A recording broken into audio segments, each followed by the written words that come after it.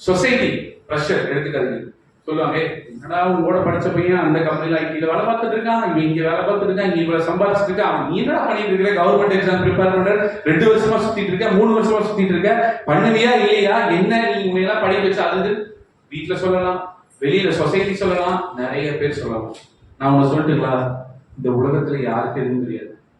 உங்களுக்கு என்ன சரின்றதோ பண்ணுங்க, அவ்வளவுதான். அவங்கவுங்க வாழ்க்கை வாழ்ந்த அனுபவத்துல அவங்கவுங்க சொல்லுவாங்க.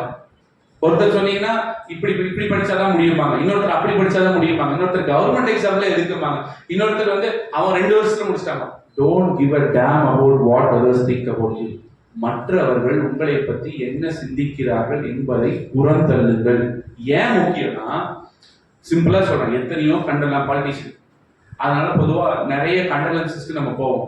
எத்தனையோ கண்டலன்ஸ்ல நானே பார்த்திருக்கேன், அந்த உள்ள குடும்பமும் அந்த உள்ள உற்றார் உறவினர்கள் தவிர நிறைய பேர் வெளியே உட்காந்து அடுத்த வாரம் நாங்க இங்க வெக்கேஷன் போறோம் அந்த மாதிரி பேசுனவங்களா இருக்காங்க. 1 மாசத்துல எல்லாரும் மறந்துடுவாங்க, 6 மாசத்துல அடுத்த இன்னர் சர்க்கிள் மறந்துடும். 1 வருஷத்துக்கு அப்புறமா பாத்தீங்கன்னா உங்களை கூட பிறந்த மகனே இருந்தாலும் கூட அப்பப்பதான் ஞாபகம். ஏன்னா நம்ம இயல்பு வாழ்க்கையில் இருக்கும் நாளுக்கு நாள் கஷ்ட நஷ்ட துன்ப இன்பங்களிலேயே நம்ம வாழ்க்கையை அப்படியே போய் மாட்டிக்கும். அப்படிப்பட்ட நிரந்தரமற்ற மெமரி தான் எல்லாருக்கும் இருக்கு. அவ்வளவுதான் நம்ம ஞாபகம் வச்சுட்டு போறாங்க. எவ்வளவு பெரும் தலைவர்கள் எத்தனை பேர் இருக்காங்க, அவங்களே வந்து நம்ம எத்தனை தடவை நினைக்கிறோம்.